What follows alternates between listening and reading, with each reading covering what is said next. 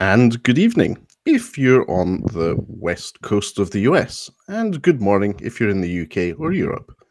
I'm Matteo, Chief Mobile Opinionist at the Tech Travel Geeks, and I'm joined this evening, as usual, by Lukasz. Good evening, Lukasz. How are you?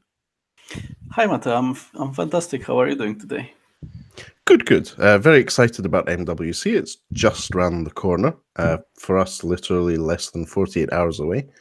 And I'm looking forward to this episode of the podcast. As usual, we're live on YouTube, thanks to the internet, and we'll then release the edited version at a later date. If you are watching us live, please do feel free to interact with us through our live chat function. Or if you're watching this episode on YouTube after the act, feel free to interact with us on Twitter or on the comment section of YouTube. We're happy to interact with you after the event. Even those of you who leave us very constructive messages such as, hello, sexy. Anyway, moving on. We are here today, pre-MWC, recording a podcast with an awesome guest. Our guest today is Leigh Momii. Good evening, Leigh. Thanks for joining us. Yeah, thank you for having me. So Leigh is, I would say, an industry legend, especially in the mobile space. Someone who has been at very interesting companies who have contributed to the overall evolution of the mobile industry, and someone who's been embedded in the community of enthusiasts since the very beginning. So, Leigh, tell us about yourself. Who is Leigh Momii? So my name's Leigh. I was born and raised in Seattle. I still live in Seattle, so I'm very much a West Coast person here in the United States.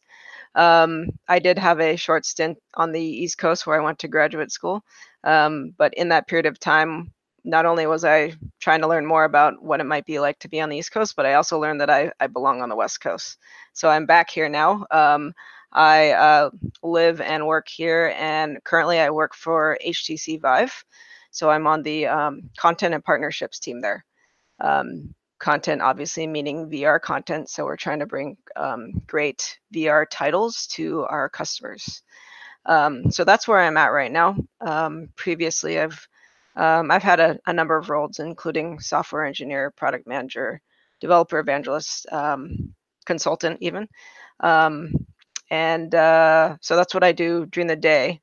As far as a little about me, in the evening or spare time, I do a number of things, but I enjoy running, so I do that quite a bit. I also enjoy video games a lot. So my current obsession is the Nintendo Switch. I really need to stop buying so many games on it. It's a little bit like Steam in that there's just a ton of great content for like $10. So then I end up accumulating, well, right now it's dozens, not yet hundreds, dozens of games that I haven't completed. So I also play a bit on Steam, but lately with the Switch, honestly, I've been shifting more of my focus there. So that's definitely taking up a lot of my free time in an enjoyable way. I like volunteering a lot, so I do quite a bit of community work, community service in a number of different ways. And really my passion, and which obviously aligns very nicely with this podcast, is gadgets as well as travel. I love traveling internationally. So at least once a year, I try to leave the country for at least 2 to 3 weeks. That's my goal. So it's perfect to land here on this podcast. Excellent. Well, thanks for joining us. Yes. Obviously, we've met during one of your travels a while back. Yeah. Yes. And yes. we obviously interact and follow each other on social media. People can follow you on Twitter at JetLeigh. And when you travel, you're very good at posting pictures not only of your travels but of your food. Food. Yes. Important. And you also have an interesting career background, which is related to creating technology for specifically for travel. If I'm not mistaken. Actually, good to bring that up, because when I said I've been a software engineer, that was actually at Boeing.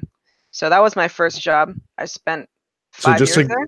Just to clarify for our listeners, Boeing being the company who are the market leader in creating jets, airliners, both for commercial and for passenger travel. Correct. Yes. And It's usually either Boeing or Airbus. So. Yeah. What were you doing at Boeing? So I was a software engineer there, writing onboard software.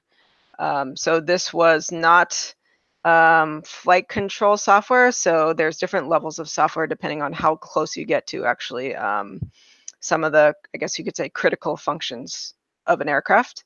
I was not doing the most critical stuff. It was sort of higher level in that we were trying to bring internet to airplanes for passengers. So not for necessarily just the pilots. Really, anybody could use it. The crew could use it to try to reach the ground, but also passengers could use it for what most people know today probably as go-go internet here in the United States, at least. I'm not quite sure if it's over in Europe, but that is a super common service many people use. That was sort of the first iteration or first attempt to do something like go-go. Wow. So you worked on something which is probably one of the biggest challenges of connectivity. So think of it, a metals and composite tube flying through the air, fueled by liquid dinosaurs, and connecting to satellites and ground stations to get the internet to users. People complain because they can't stream their Netflix in 4K HDR, but the actual challenge of getting those packets of data from that metal tube hurtling through the air to the ground and being able to allow some people to post a selfie or a picture of their in-flight meal is a very interesting challenge, and that's really good. It's a little harder than it sounds, and it's come a long way. Like I use GoGo, decently, like several times a year probably right now, and it's seems totally normal to us and seems easy. Works great. This was when I joined Boeing was back in 2005. But Connection, so the service was called Connection by Boeing, which was the in-flight internet. That launched in 2001, June 2001. So if you imagine internet,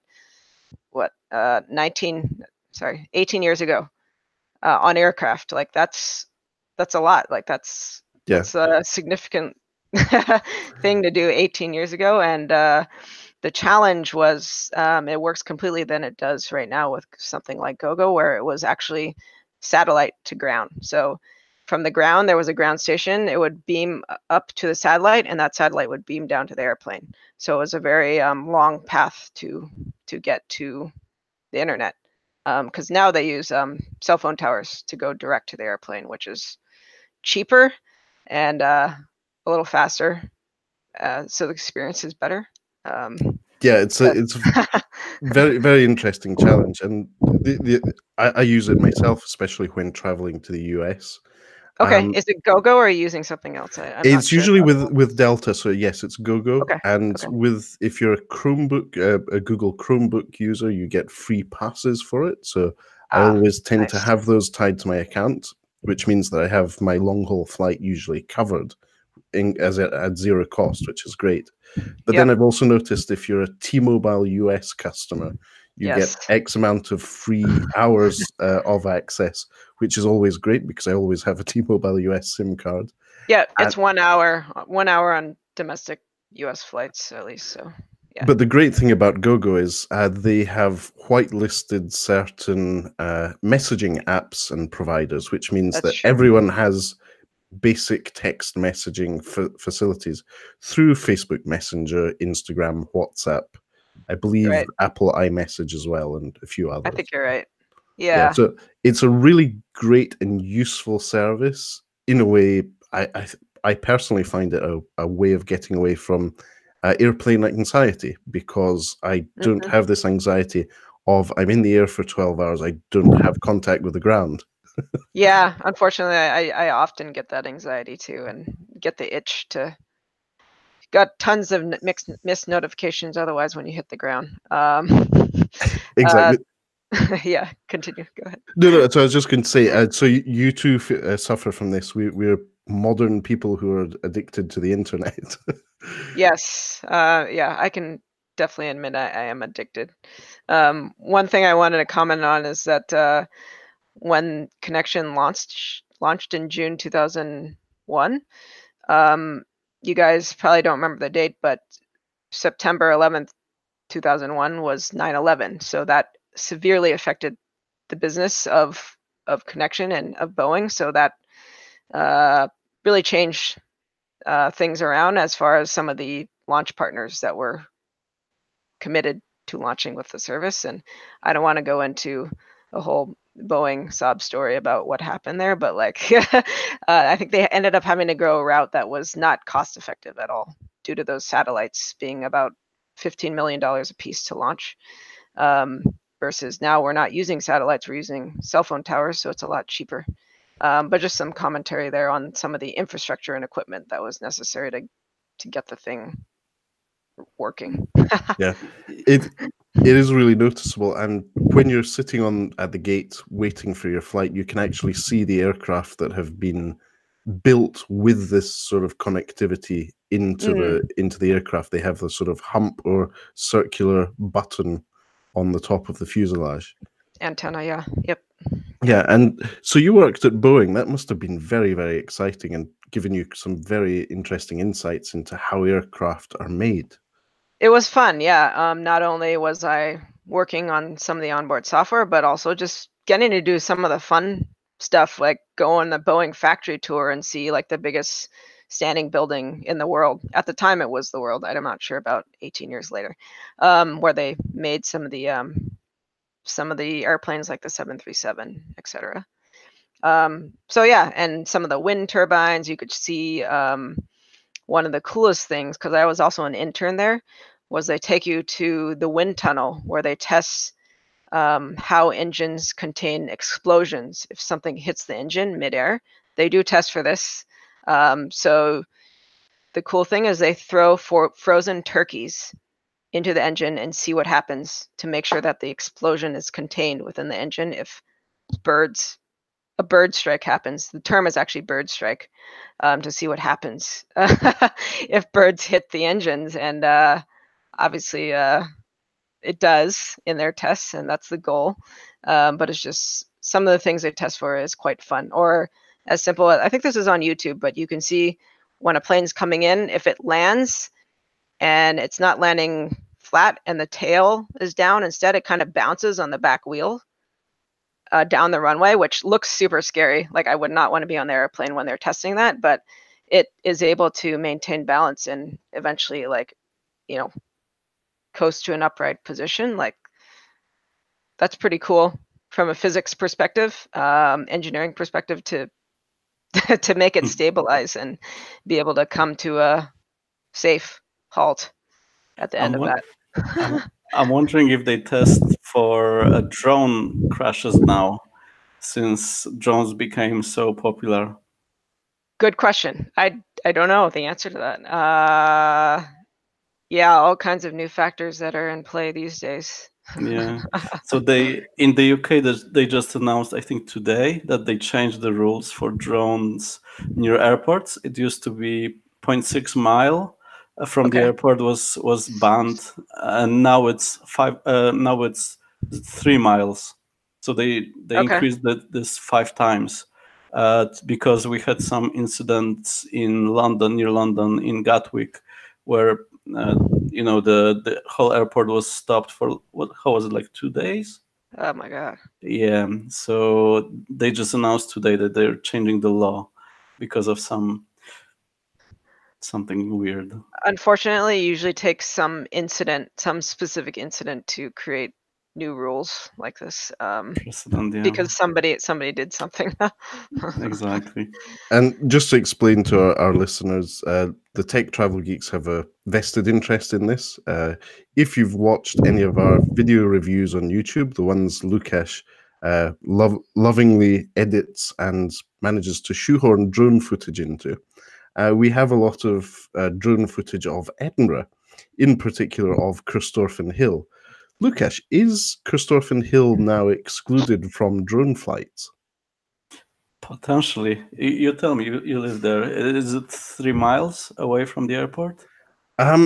I'm not entirely sure. So part of the hill may be excluded now. And also thinking of the elevation and the fact that it is almost in line with the runway. We'll need to check that on maps to make sure. But that might be a sad thing. We might need to find a new location for drone footage for phone reviews. Yep. Leigh, this may not make sense to you, but when we review phones, we have to put drone footage in just because we can. Yeah, why not? I got it. Except the last video I made about the GoPro 7, where I put a footage of GoPro going on a toy rail track around my parents' room with my nephew, who is 16 months old. So the toy tram was going just next to him. I had to leave that footage instead of a drone. So choices, difficult choices for editors. So planes, trains. Shall we move on to automobiles? No, I'm just joking. Leigh, so that's great. You worked at Boeing. You obviously have a sort of deep connection with Boeing, not only because you live in Seattle, that you grew up on the West Coast. What is your favorite Boeing aircraft and why? Ooh, that's a really great question. I've never been asked this before, but I can confidently say the 777. The Boeing 777, I should say, for your audience. Very good. Yeah, go ahead. So why is that special to you?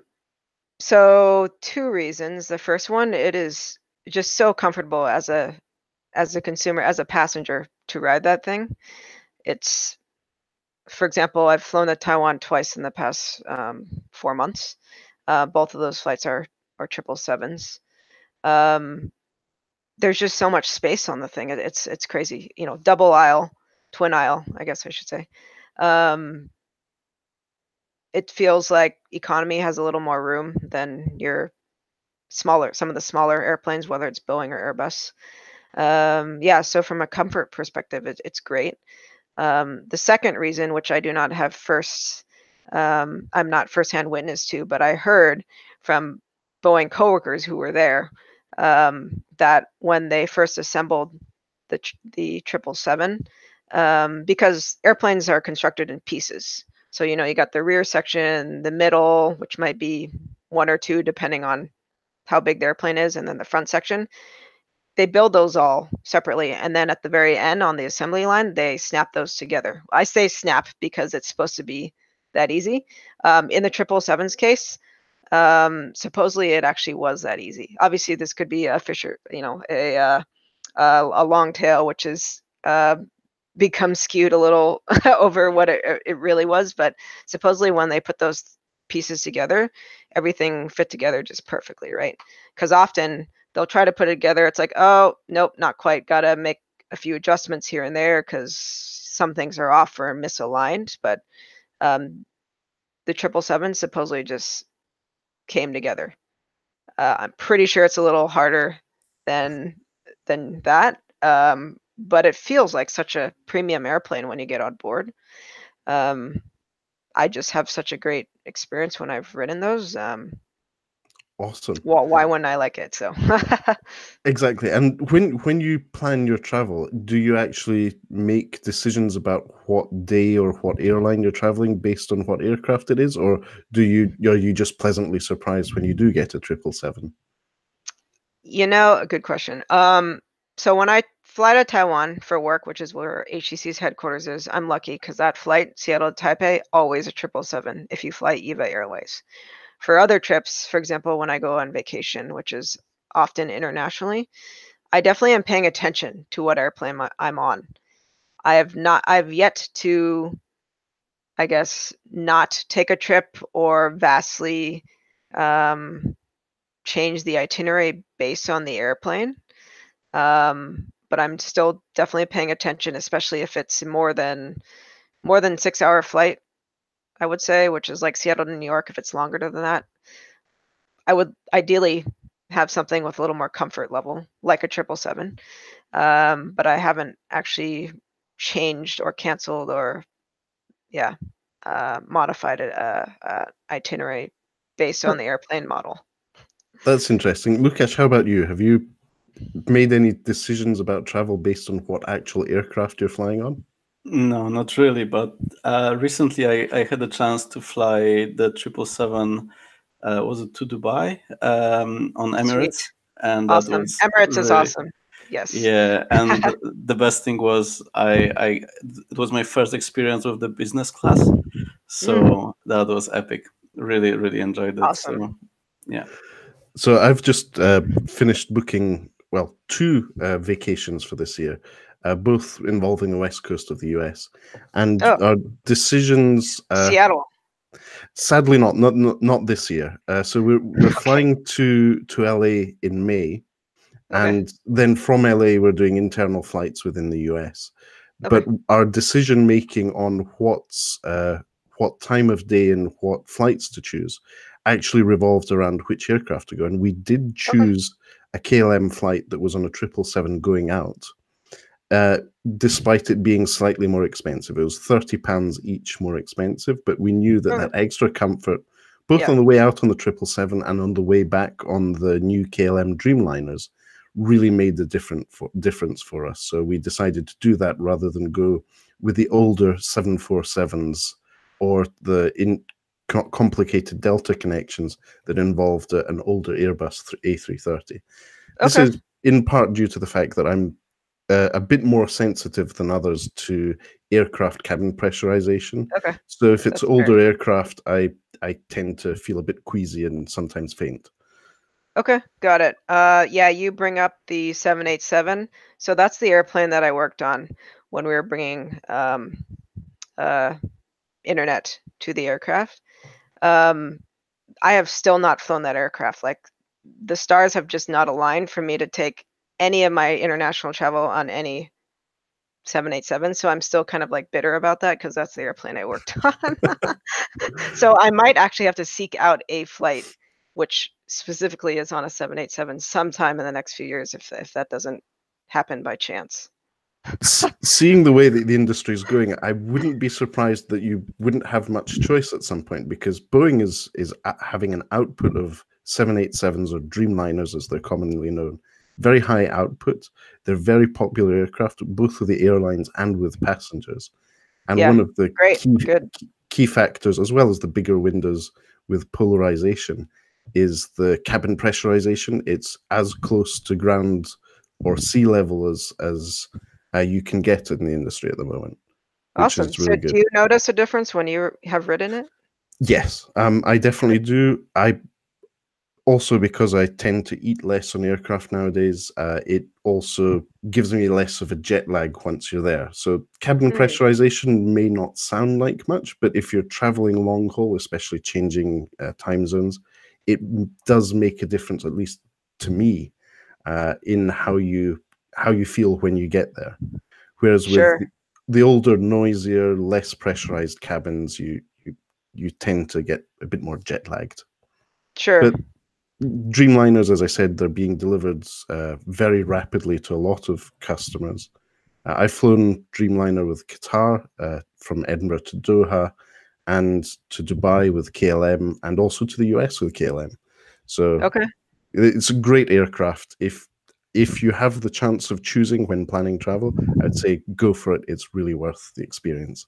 Okay. Yeah, awesome. Yeah, I've never picked any travel based on the aircraft, but I actually have for airlines. But that's a little different topic there. Is that because of loyalty? Are you a loyal? Not because of loyalty or miles, though obviously that's a nice bonus if I can make that work, but just customer experience, personal customer experiences, because I feel like some people have great experiences on certain airlines where I just like haven't. So that just bad luck, I guess. But I try to just stick to my favorites where I can, if possible. Awesome. So who are your favorite airlines? Well, I'm here in Seattle, Alaska Airlines, which not sure if folks over in Edinburgh or in Europe even know of Alaska. But Alaska Airlines I think their hub here is here in Seattle, Washington. And they fly most anywhere in the continental United States. And I have their credit card, so that helps. I get the points. I get great service. I've never had an issue with them. I think they're co-chair with, or sorry, they are partnered with like a Korean Air and a couple other big ones that I like already, so can rack up the miles a little bit easier with them too. Very good. So Alaska Airlines is the airline based in Seattle, and Yep. they recently took over Virgin America. They did. You're right. Yes. So Alaska Airlines is interesting because as a business based in Seattle, they also used to have the slogan "Proudly a full Boeing fleet," if I'm not mistaken, or "Proudly 100% Boeing." You're right. I forget the exact wording, but yeah, they did. They made a corporate social responsibility commitment to support their local aircraft manufacturer by buying Boeing aircraft, which is a great. It's an admirable thing. The issue they have now is that having acquired Virgin America, they also acquired a stable of Airbus aircraft.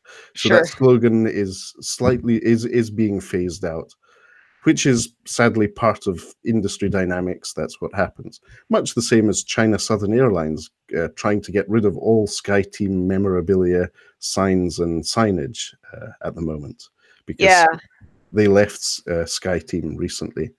Candice and I were in China in the China Southern Lounge, and they were, let's put it this way, rushing to get Chinese love signs all over the SkyTeam logos throughout the lounge. Yeah. As far as the Alaska Virgin sort of acquisition goes, I think they're going through just that normal awkward transition period because a lot of Alaska flights I book, I will get on. It's clearly a Virgin aircraft because everything is pink and it's clearly like, Virgin themed, but it's an Alaska flight and their color is navy blue. So like, and then it's like, on Alaska, I get GoGo where I get my 1 hour free T-Mobile internet, but on the Virgin flight, they don't have that system connected up yet. So it's, I'm always a little bit disappointed that I booked an Alaska flight, but I'm getting on a Virgin airplane, which is owned by Alaska, but doesn't yet have GoGo in-flight internet yet. So they're going through that transition period of trying to convert all their aircraft over to hopefully have the same services on board. We'll see. Yeah. The good news about that is actually happening. I follow Jason Rabinovitz, airline flyer, on Twitter. And he actually posted a great video the other day about an Alaska Airlines flight he was on, which was a converted Virgin America aircraft, where the color schemes, the technology, everything had been converted over to Alaska. All right. Cool. So they've started churning out the updates to the older Virgin aircraft. Okay. And they have one of the most interesting logos for airlines, the face of the man. And I think you have it on your credit card as well, probably. Yes, I do. It's an interesting one. The one you wouldn't think they would have. Normally, you have like a symbol or just the name or letters. They have a face of a person. So yeah, I think it might be of a face of a native. I've never actually officially looked up what it's supposed to be, but I think it's supposed to represent a person of native descent. Yeah, since they're Alaska, Seattle based. So that's great. So to our listeners, if you haven't had the chance to yet, consider traveling to Seattle and trying out Alaska. It is a great city to visit. Amazing countryside outside the city. Very interesting city. Pike Place Market is a must, and plenty of coffee shops. Yes, if you like coffee, come here. Exactly. Seattle being the hometown of Starbucks, if I'm not mistaken. Oh yeah, yes. Starbucks headquarters is here if you want to see it. Very good. And if you follow Andrew Martinick on Twitter, he will no doubt be posting pictures of different coffee places. There are also a few Starbucks experimentation cafes where they're trying out new products and services. Yeah. Which is a great way of seeing product experimentation in place. It is. There's a Starbucks rotisserie here, which I believe is a concept that, man, that one's been around here for a few years now, but I believe they're expanding it internationally now. I think the second rotisserie is opening maybe in Shanghai, I want to say, is what I read.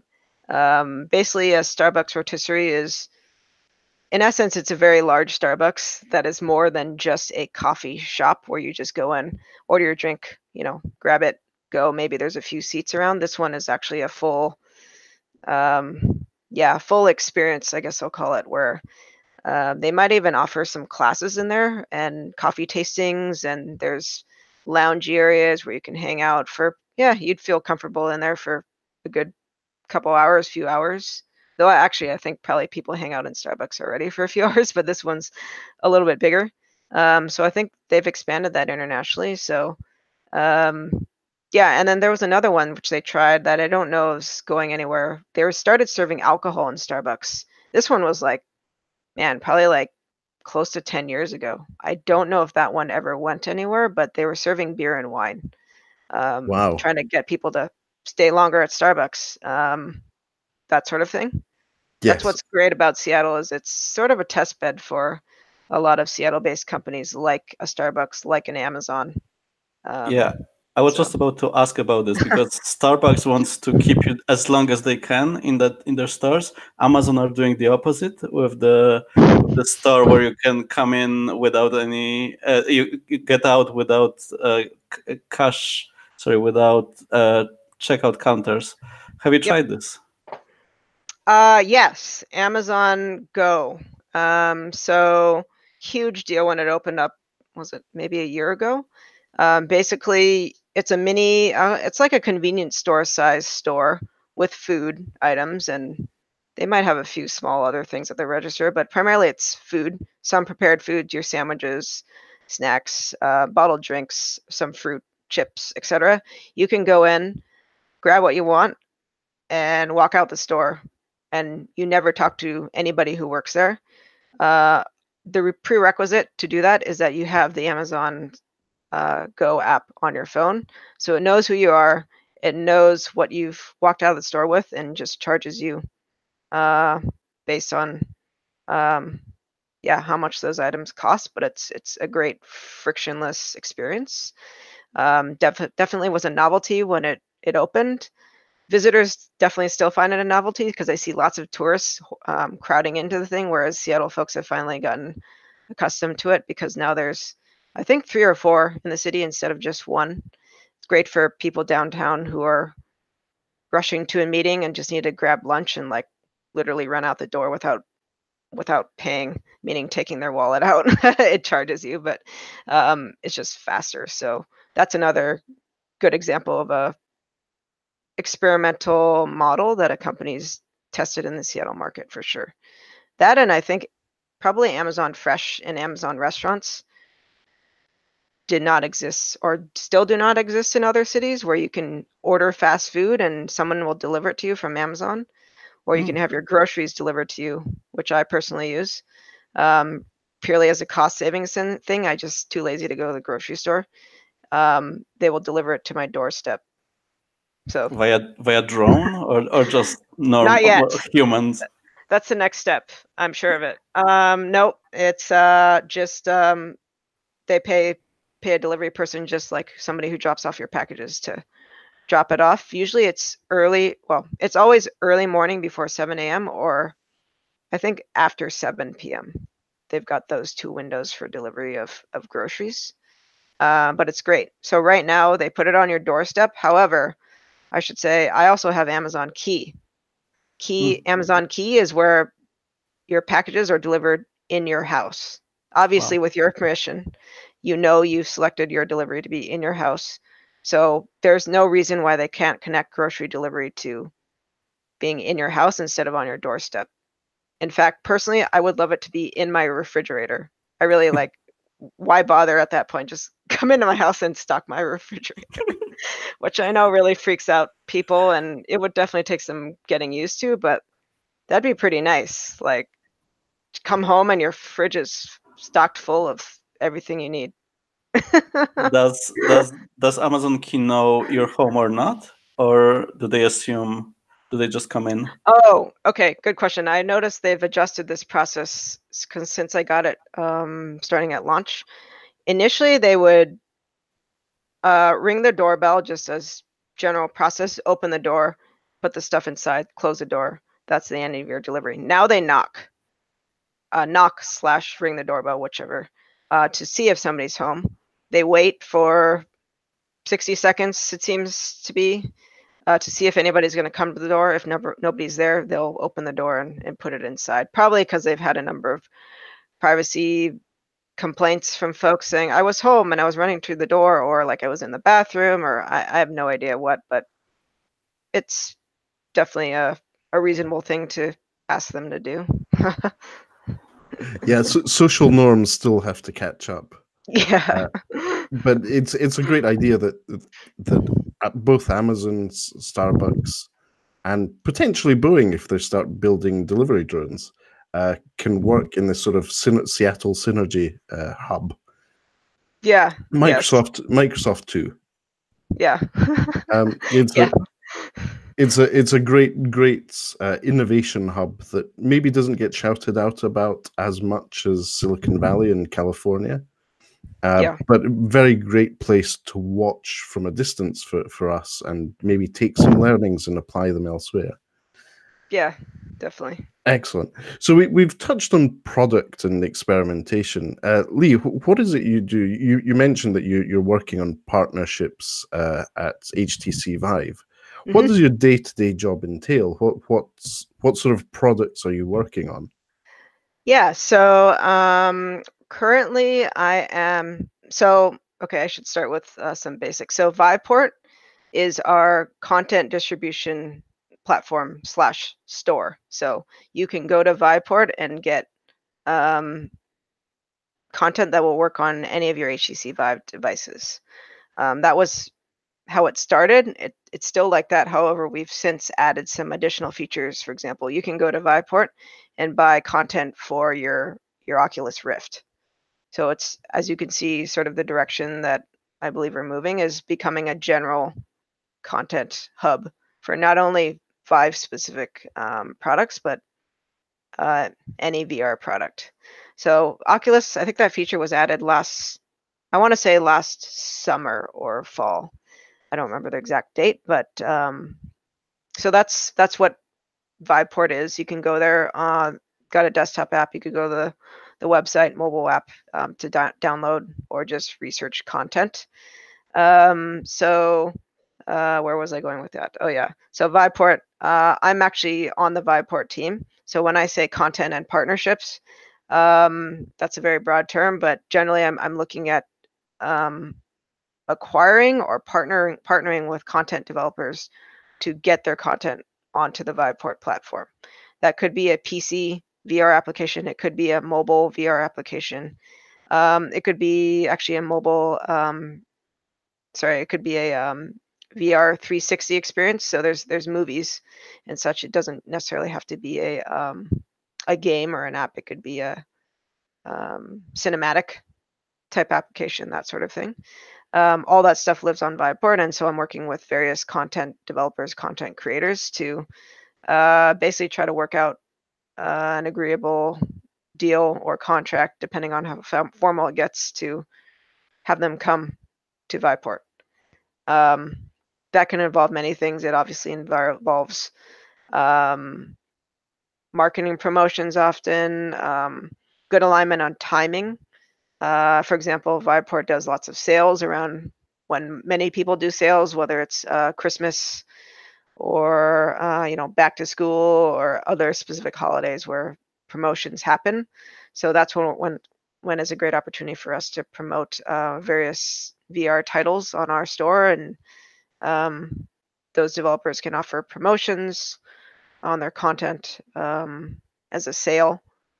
So marketing and promotion is definitely a big part of it, as well as trying to make sure that those developers that are on Viveport are well informed about upcoming new features that we add to our products, new SDKs that we have, new APIs that they can leverage to continue to stay as current as they can with Vive and VR products in general.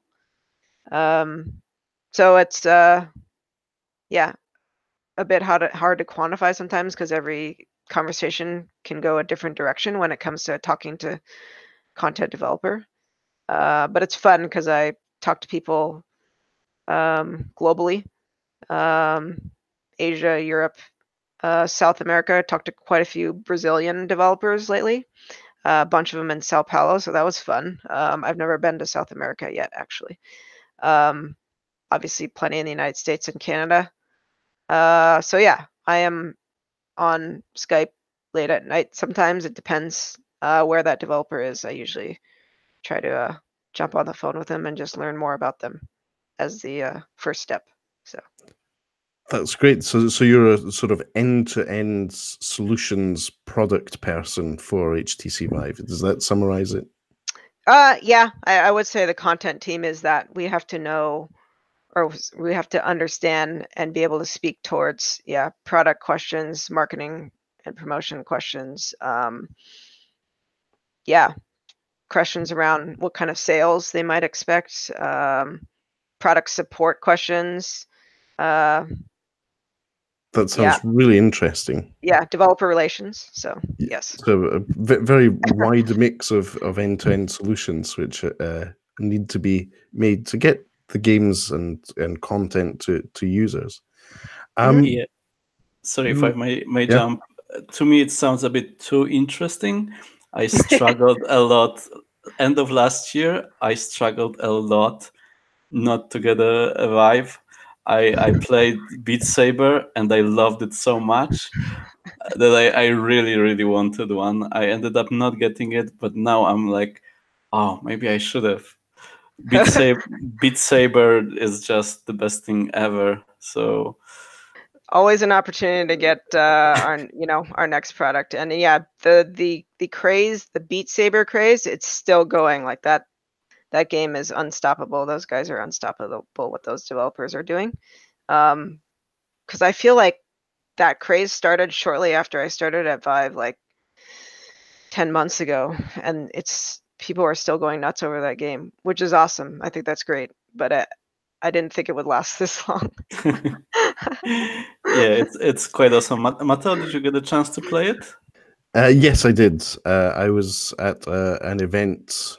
When was it? Earlier in 2018, where I got to play with it.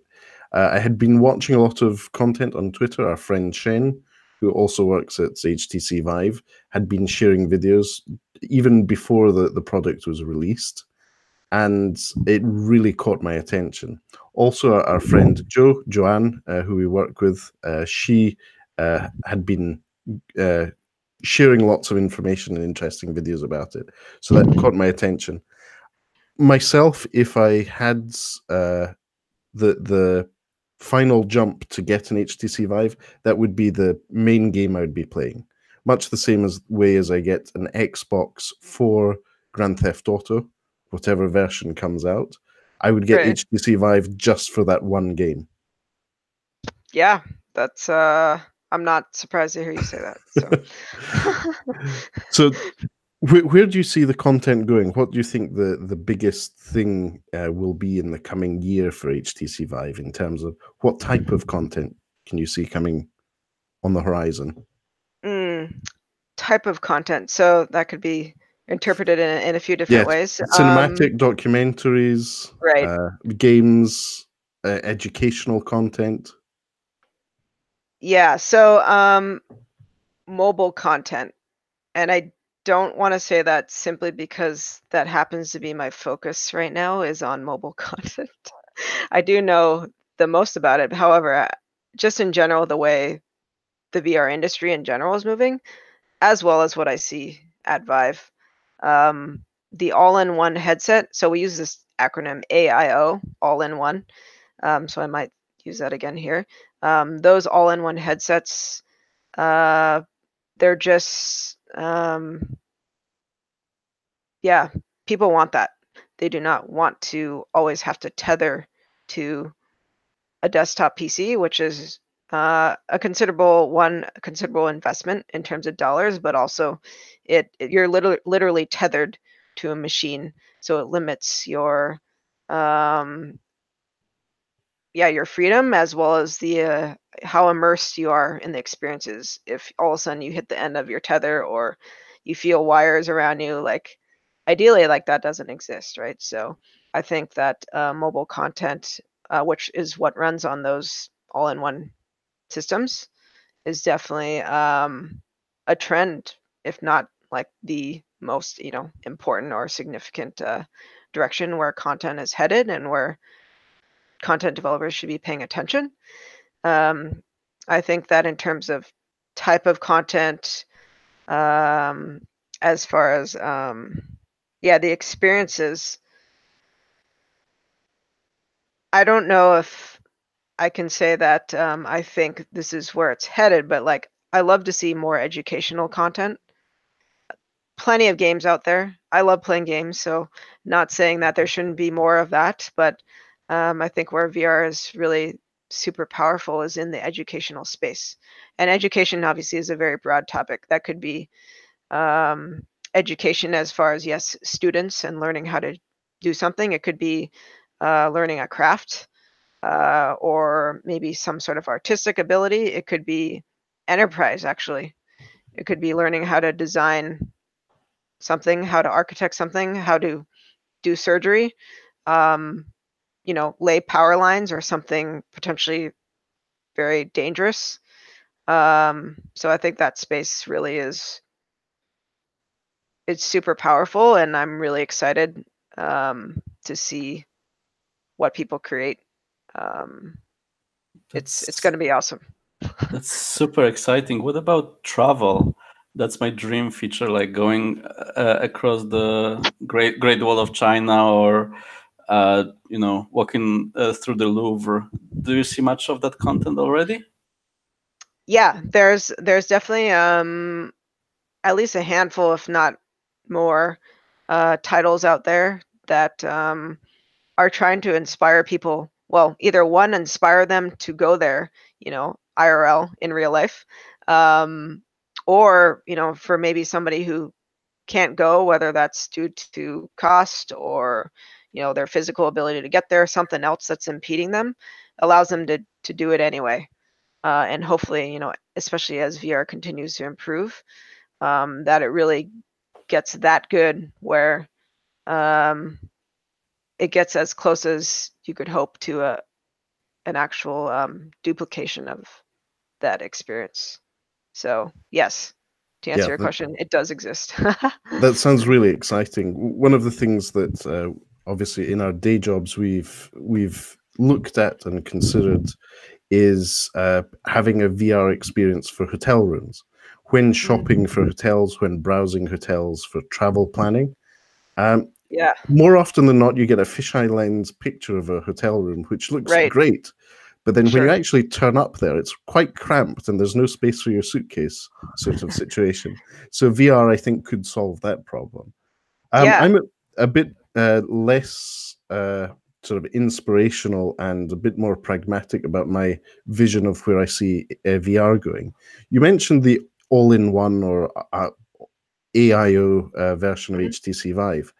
How far are we from that experience being quite used on aircraft? For example, if you're going on a 12-hour flight from Seattle to Taiwan, how usable is that for maybe watching a movie or for playing a game on an aircraft? Obviously, in economy, you might be bumping into your neighbor, but do you see that as a more immersive, better experience for entertainment in flight? Yeah, I mean, I think that to some level that's possible right now, given you sort of narrow down your selection of titles that you choose to put on your device for that airplane ride that work well in that sort of limited space, limited ability to swing your arms around and that sort of thing without hitting somebody. I think that exists right now. Generally, that would be a seated VR experience versus room scale. Room scale usually means you would get up and be walking around, which obviously you wouldn't want to be doing on the aircraft or really have the flexibility to do. So yeah, that experience exists. And especially, yes, the cinematic stuff, like generally those, some are interactive, but it's as limited as just using your controller to select a few things on the screen. But generally, you could just be sitting there and, for the most part, watch a 360 movie or some other experience where you don't have to be standing up, you don't have to take any steps. So yeah, I think that I'm wondering if, now that you're saying this, what airlines are already beginning to think about experimenting with this sort of thing. You know, my first reaction is, even if they were to test that and they were to like it and think it's worth it, is the cost of that, of what it would take to do that. However, obviously they could do something like, what are those tablets they have on board that you can rent for kids to just park a movie in front of them for 4 hours so they don't, so they stay entertained. Like, the same thing could be done for VR headsets, so that would be a lot more maybe cost effective for them to start with and see what the uptake is. I don't know. It would be tough because most people have never put on a VR headset, so they might not really want to risk renting a VR headset and have no idea what they're getting to. Yeah, maybe. I mean, this is just me throwing stuff against the wall. Maybe that's the sort of experience that they would treat the same way as noise cancelling Bose headphones were back in the day. They were only provided to passengers in business class as part of their seat amenities, and then once that caught on, it was both marketing and product awareness thing for Bose at the time, which then extended their product lineup more widely. There's lots of different ways this can be implemented by airlines, by entertainment companies, much the same as in-flight entertainment now. In particular on Alaska, seems to be becoming, there's no screen in the seat in front of you, but you can connect your personal device to the in-flight Wi-Fi, and they have locally stored media which you can stream to your device. This reduces the weight considerations for the airlines. Yeah, huge consideration. And also allows the users to use the devices they're more comfortable with, their own personal ones. Sure, totally, so, yeah. With a VR headset, I would love to see something like that in business class, and then quietly propagating to cattle class. Cattle class, yeah.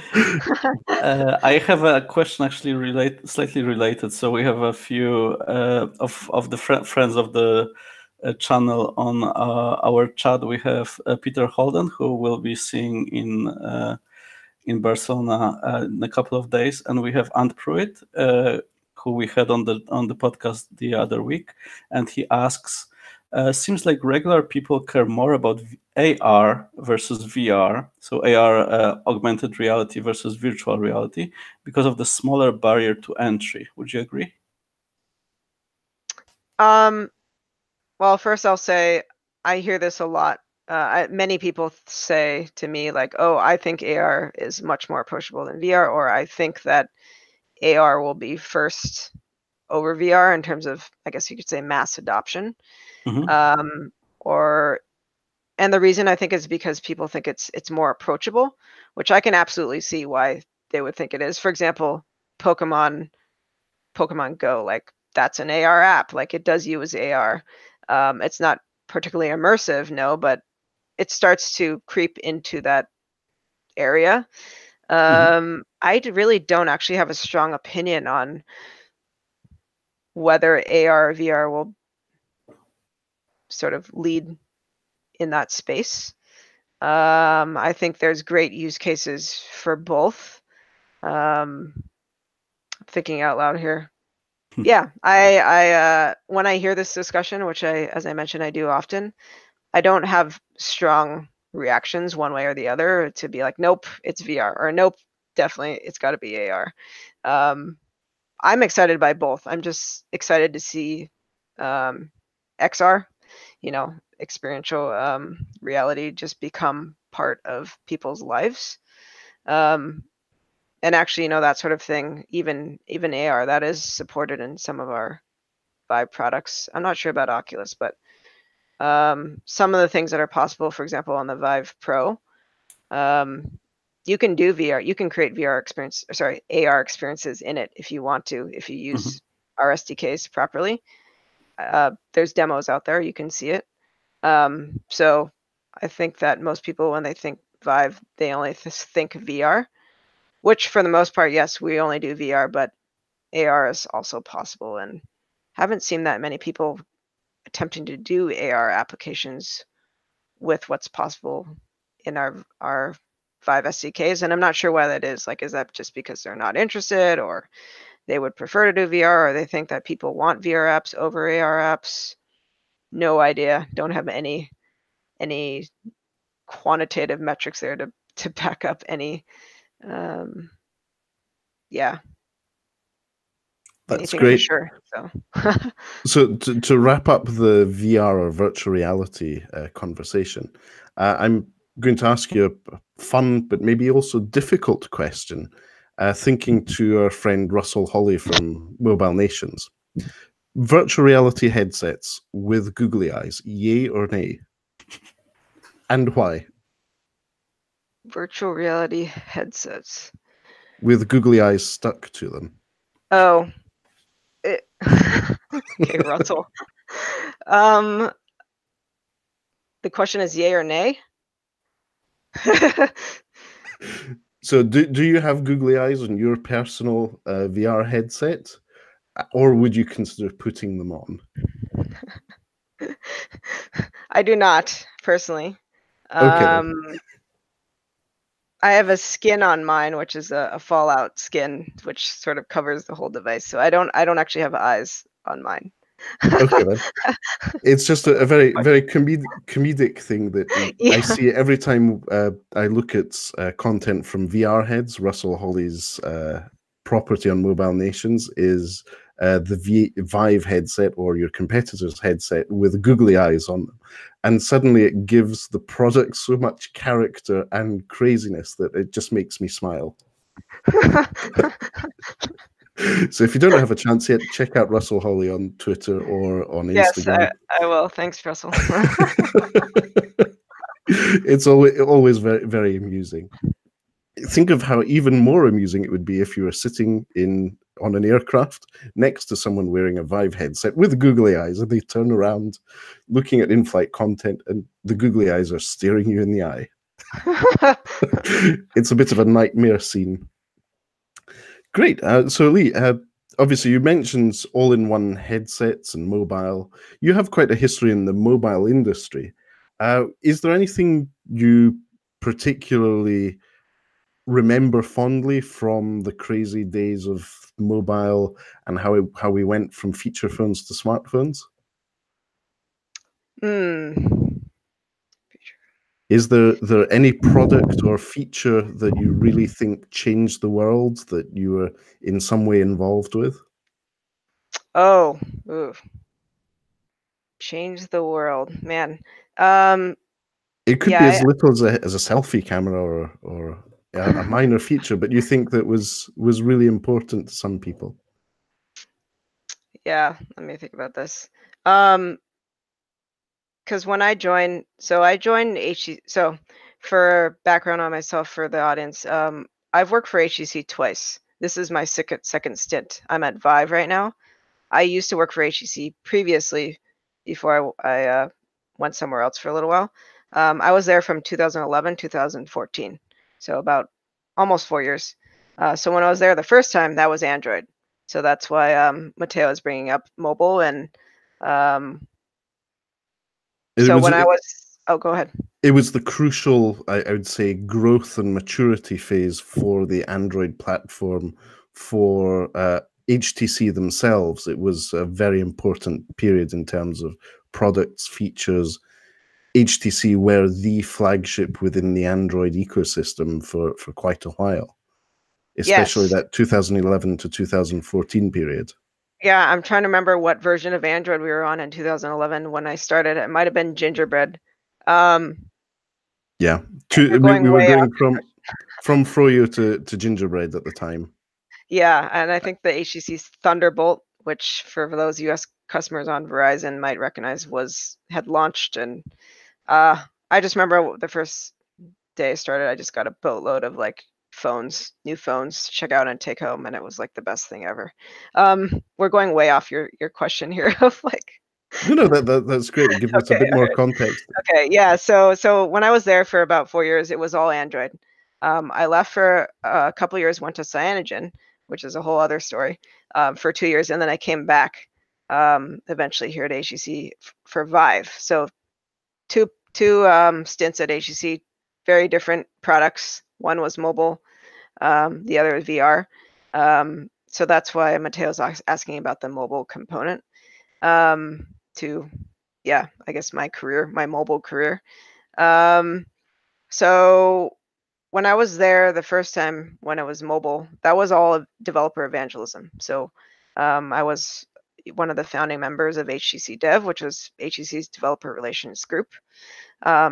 So we weren't building products and developer relations. We were trying to enable developers to build great content for Android, for HTC's devices. By the way, Windows Phone at the time was still in play when I started. It was still a thing up until, I don't remember what year, but I think 2013, 2014, that started to fade out. So we were doing a little bit of Windows Phone evangelism, even though that was a little more, it was different than working with Android developers, obviously. So yeah, we were not building products. We were just releasing SDKs, updating SDKs, working with developers to make sure that they had what they need to build awesome apps on Android. So I'm trying to think if any of our SDKs might. There was like some really cool stuff that I really feel like could have gone somewhere that didn't. Around, for example, HTC's lock screen. Like, I thought that API was awesome. The amount of things that you could enable a developer to do on one's Android lock screen it's quite endless as far as the possibilities of things you might want to do. Some people just like wrote games, so you could play a game on your lock screen. Like, it could be as simple as that, or you could, show different types of notifications, or surface different types of content that you would have to normally unlock your phone to be able to access. So that was fun, but that API really didn't take off. I can't really give you a reason why, but I wish it had. I wish that had been like the thing I could say, yeah, like that's where like all kinds of awesome little integrations were built on the lock screen. I remember I had this phone. I had was it HTC One? I think it had this. I loved it. Playing Tetris on my lock screen was just amazing. Imagine Flappy Bird now or something like that. That would be cool. Yeah. Yeah, we also had like the Pen API, the HTC Pen. So the HTC Flair, which probably makes some of our audience laugh, that was like HTC's first Android tablet. It's a 7-inch tablet. I could probably say this now. It didn't sell well. There was an API for that pen. Now, if the device had sold well, obviously it might have been easier for us to like do a lot more with convincing developers they should write more applications with that pen API, because the amount of things that you can, well, see, this was back in 2011. So, sorry, yeah, 2011. So if you think back then, and pens on tablets, like that was really the first instance of a Android tablet coming with a pen, if I remember correctly. After that, shortly after, was the S Pen, Samsung's S Pen, which, to be honest, like completely just like they just did a better job than we did. Granted, they also had a lot more people buying Samsung's tablets, so that just grew and grew. But yeah, the Pen API was like super neat. It really didn't go where we wanted it to, but it was fun. I guess that's my takeaway. But the good news is that both the developers at HTC and the developers who did work with those SDKs took learnings from that, and I'm sure that there is a ripple effect to this day in terms of how people understand the APIs, the SDKs, and the potential product implications going forward. Because we are seeing a gentle resurgence of S Pens or styluses or Microsoft pens. So it's not been something completely wasted. There's been a lot of learnings. We've failed forward as an industry, and it's interesting to watch this. I personally use a Microsoft Surface Go with a pen, and I see a lot of things that were revolutionary back in 2012 are now commonplace, as in it's an acquired thing that is fully understood. Right. Do you recall how much that pen for your Surface Go costs? I'm just curious. Yes. So I don't actually know. I'm lucky. I walked into an S-Buy in California. I believe it was in September or October. And when I was buying my Microsoft Surface Go, they had a pre or an unboxed pen. So I think it was $59, but usually it's $99 for that pen. Okay. Yeah. So for some reason, the price of capacitive pens really has not changed over the years. Like the HTC Flair, and this was 2011. If you lost your pen, that was $80. $80 in 2011, and it's such a it was terrible. Like because I guess a lesson in product design, but like there was no way to attach your pen to your tablet. So like you personally had to be responsible for making sure you had some way to secure your pen and not lose it, because that's $80 at the door, which was a key component to that particular device. The funny thing is I bought a Google Slate last year, and I saw the pen, and I immediately thought of the HTC Flair, and I was like, oh my God, like, but I really wanted the pen because I know like pen technology or capacitive pen technology on digital tablets has gotten so much better over the last 8 years. And I had specific use cases where I wanted to use it for a few things, so I did buy it, and it was $80. Same price, does primarily the same, has the same use case. So I actually have it right here. So I bought it, and it's kind of a weird flashback, and I just kind of chuckled myself because yeah, the capacitive pens, especially the powered ones, are an interesting space. I think Samsung have done a great job of getting the S Pen for the new Samsung Galaxy Note. That's the Note 9. It's a powered one, but because it's recessed, they can recharge it frequently and easily. That's a very good example of how it's evolved. But still, replacing one is around about the $50 to $100 mark. That's an expensive stylus. Yeah, I'm not sure. I don't know anything about the technology behind pens and why it is that the cost has not dropped over the last 8 years, but it'd be a lot nicer. I'd love to have a couple pens, like throw one, keep one at the office, keep one here at home, and not have to like carry this thing around, because the Slate does have some sort of magnet in it, so the pen does sort of attach itself loosely to the tablet, but not tight enough such that I would feel comfortable not making sure for sure that the pen was secured somewhere before I move the thing. Yes. So let's see if my Microsoft Surface Pen survives MWC 2019, because that loosely magnetically attaches to the sides. I do use it a lot, but I'm worried of losing it in my bag all the time. Yeah, I know. Speaking of bags, what's usually in your bag when you travel? For example, you're going to Taiwan. What tech do you put in your bag that makes your travel experience better? A Chromecast, my Nintendo Switch with a few games, because I do actually have a mix of physical and digital games on the Switch. Those things for sure from the technology perspective. It's nice because in Taiwan I don't actually have to carry any power adapters, so I don't need that. Those are really the two key things I could think of outside of the normal travel goods. Yeah, Taipei is so I mean, yeah, it's a first world country. It's they've got everything, so I don't really ever worry like, oh, I don't have this, or I can't buy this, because I can if I really am in a pitch.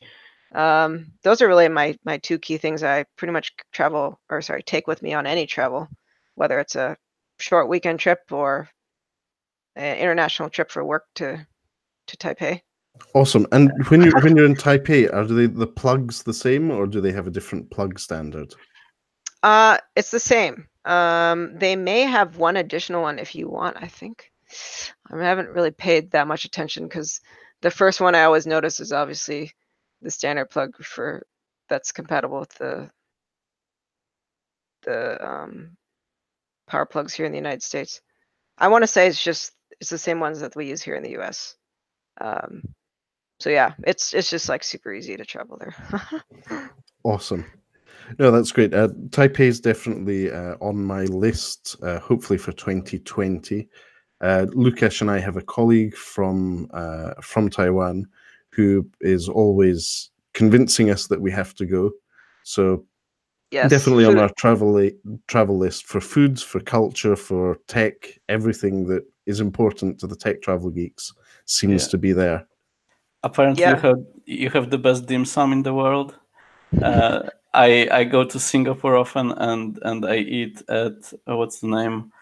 I forgot now. The restaurant chain with dim sum is so good. So definitely very high on my list. Awesome. Yeah, when you guys go to Taiwan, make sure to take the bullet train too, down the country, if you can, to visit a couple cities. And visit tea plantations and go tea drinking. Yes, I love tea. Definitely something to do. Great. So I'm afraid I'm running out of whiskey for this evening. I've just finished this wonderful bottle of Japanese blended whiskey, Akashi. I thoroughly recommend it. So I think we're going to have to wrap up this episode. Just before we do that, Leigh, what's your favorite whiskey, and what's on your shopping list from Amazon next time you buy whiskey? Ooh, I was not prepared for the whiskey question.